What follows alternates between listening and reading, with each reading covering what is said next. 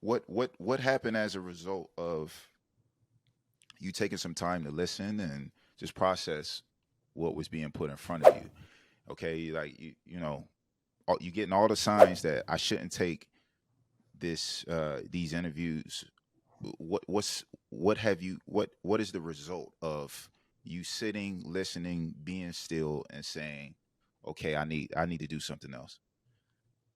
A lot. A lot. We Okay, literally don't yeah, have let's that build. time. But I'm gonna what it made me feel okay with just not knowing, to not knowing what's next.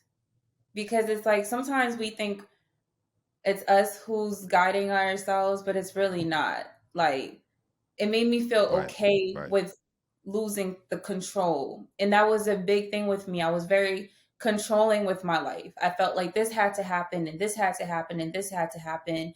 I used to like write down my manifestations at the top of the year, pray over them. And this year, like God was like, don't write anything down. Like, I'm not impressed. You asked for this, you got it. You asked for this, I'm not impressed. And now I feel like I'm in like a faith walk and he shows out every single day. Like to the point where like, I have people who I know also got laid off and they're like, "Are you really just trusting God that much? Like, are you not worried about your bills?" I'm like, "I haven't been working since September Right. and I'm the happiest I've ever been." Like, and I Man. see how God is working in my life every single day. Like I'm trusting the process.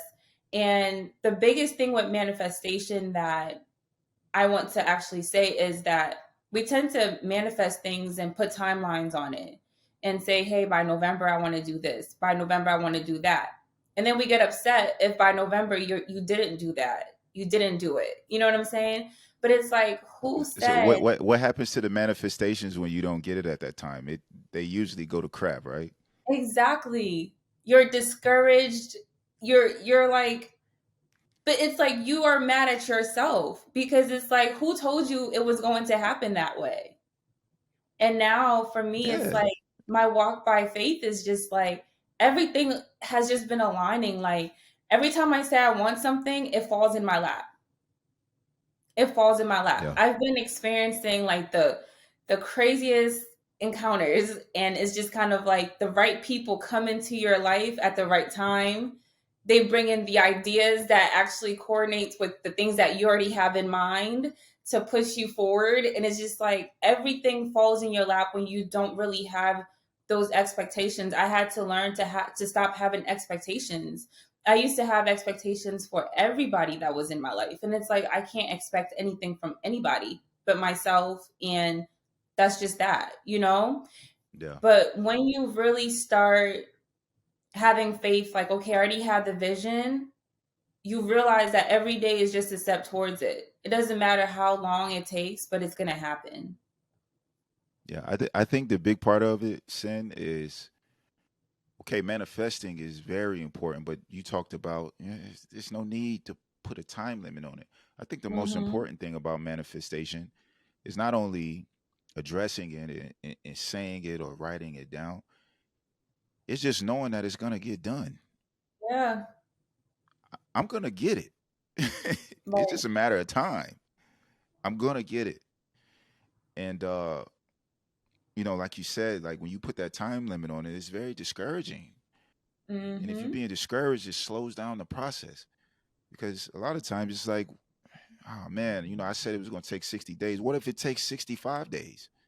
Right. Are you just going to stop at day 60 and say it's not enough, or day 30 and say we're not on the process? No, you have to stay in the process. You have to stay in it, even though sometimes it could be intimidating. Sometimes it could be discouraging. You said you were going to do it. You said it was meant for you. Let's get it.